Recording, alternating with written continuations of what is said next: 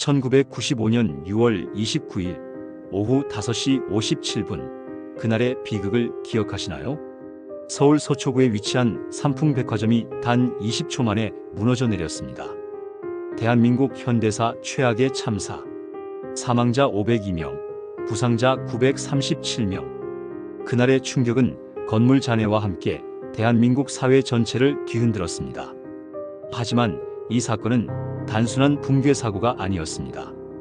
그 안에서 드러난 인간의 심리와 사회의 민낯이 있었습니다. 오늘 우리는 삼풍백화점 사건 뒤에 숨은 인간의 심리를 4가지로 나누어 마주합니다. 성장과 발전만을 강요하던 사회의 그림자, 위험을 알면서도 영업을 멈추지 않았던 경영진, 무너진 잔해 속에서 명품을 줍던 사람들, 그리고 극적으로 살아남았지만 평생의 트라우마와 고통을 안게 된 생존자들. 첫 번째, 1995년 대한민국의 그림자. 1995년은 한국 경제가 호황을 구가하던 시기였습니다. 아직 IMF 외환위기가 오기 전 거리는 소비 열기로 가득했고 대기업들은 앞다투어 화려한 건물과 상징적인 시설을 세웠습니다. 백화점은 단순한 쇼핑 공간이 아니라 부와 권력의 상징이자 사회적 신분을 과시하는 무대였습니다. 삼풍백화점 역시 그런 건물이었습니다. 서초구의 랜드마크, 하루 유동 인구만 수만 명에 달하던 거대한 공간. 겉으로는 화려했지만 그 화려함 뒤에는 부실 공사와 무리한 증축이 감춰져 있었습니다. 안전보다 이익, 규정보다 체면이 우선시되던 시대. 그날 그 대가는 혹독했습니다. 두 번째, 경영진의 심리. 알면서도 멈추지 않았다. 사고 하루 전부터 건물은 분명한 위험 신호를 보냈습니다. 5층 식당가의 천장이 갈라지고 콘크리트 조각이 떨어져 내렸습니다. 기둥에는 금이 가 있었고 균열은 점점 넓어졌습니다. 직원들은 불안에 떨었고 엔지니어들은 긴급 점검이 필요하다고 경고했습니다. 당일 낮에도 백화점 내부에서는 이상한 소리가 계속 들렸습니다. 기둥이 삐걱거리는 소리, 철근이 비명을 지르는 소리. 일부 직원들은 당장 영업을 중단해야 한다고 주장했습니다. 하지만 삼풍그룹 경영진은 끝내 영업을 멈추지 않았습니다. 그 이유는 돈과 체면이었습니다. 하루 영업을 중단하는 것은 수십억 원의 손실, 무너질지도 모른다는 사실을 인정하는 순간 기업의 명성과 회장의 자존심이 무너집니다. 사건 이후 드러난 내부 증언에 따르면 경영진은 이렇게 지시했습니다. 고객은 모르게 해라. 직원들은 괜찮다고 말해라. 영업은 중단하지 마라. 심리학적으로 이는 인지 부조화입니다. 위험을 인정하면 모든 것이 무너지는 상황에서 오히려 괜찮다, 아무 일 없을 것이다라는 자기 합리화가 강화되는 것이죠. 그 결과는 참혹했습니다. 세 번째, 붕괴와 혼돈. 인간의 또 다른 얼굴. 그리고 마침내 오후 5시 57분, 굉음과 함께 건물이 주저앉았습니다. 거대한 먼지 구름이 하늘을 뒤덮었고 매장 안에 수천 명이 순식간에 갇혔습니다. 비명과 울음, 그리고 절규. 현장은 순식간에 지옥도가 되었습니다. 구조대는 단 한 명이라도 더 살리기 위해 몸을 던졌습니다. 시민, 자원봉사자들까지 현장으로 달려와 손으로 잔해를 파헤쳤습니다. 그러나 그 한쪽에서 믿기 힘든 장면이 벌어졌습니다. 무너진 매장 안팎에서 명품 가방과 시계, 옷가지들을 챙겨 달아나는 사람들이 있었습니다. 한 기자는 이렇게 기록했습니다.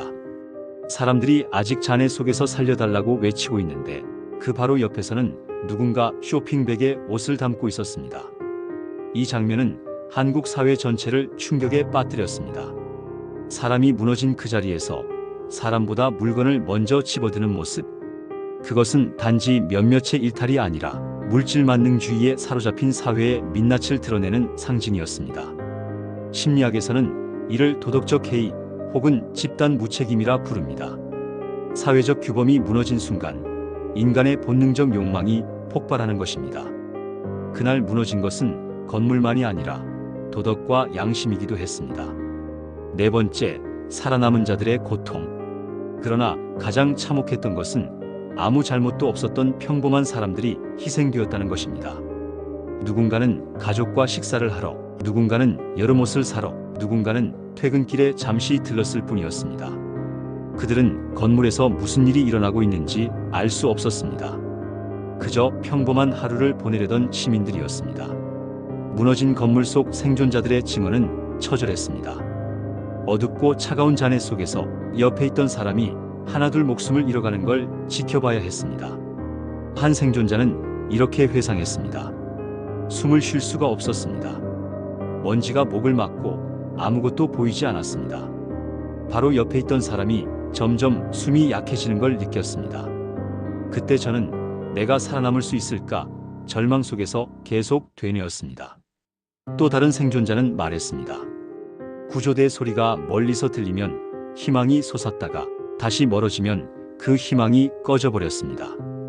그것이 몇 시간, 며칠 동안 반복됐습니다. 극적으로 구조된 사람들도 이후에 삶은 결코 예전과 같지 않았습니다. 어떤 이는 밤마다 붕괴 순간의 꿈에 시달렸고 어떤 이는 큰 소리만 나도 몸을 떨며 숨어야 했습니다.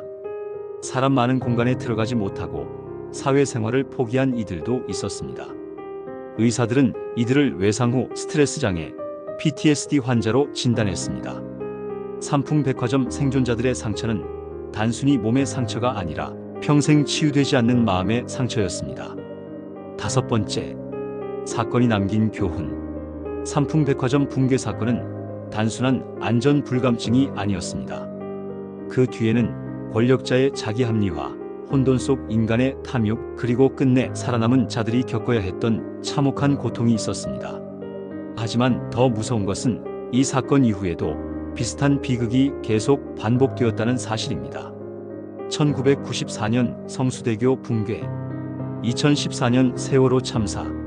위험 신호는 분명히 있었지만 책임 있는 자들은 괜찮다라고 말했습니다. 그리고 그 결과는 또다시 수백 명의 희생이었습니다. 우리는 질문해야 합니다.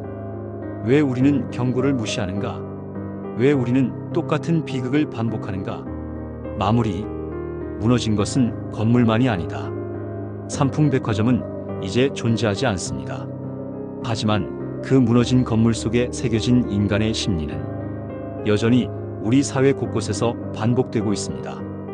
안전보다 이익을 먼저 생각하는 결정들, 위기 앞에서 누군가의 불행을 기회로 여기는 태도, 권력자들의 무책임 속에서 평범한 시민들이 위험에 노출됩니다. 삼풍백화점의 진짜 교훈은 이것입니다. 무너진 것은 건물이 아니라 인간의 양심이었습니다. 우리는 이 사건을 기억해야 합니다. 다시는 같은 잘못을 반복하지 않기 위해, 그리고 우리 안의 심리가 어떤 순간에 어떤 선택을 할지 끊임없이 되묻기 위해서입니다. 2025년은 삼풍백화점 참사 30주기입니다. 우리는 이 비극을 잊지 않아야 합니다. 다시는 같은 일이 반복되지 않도록 오늘의 다짐으로 기억해야 합니다.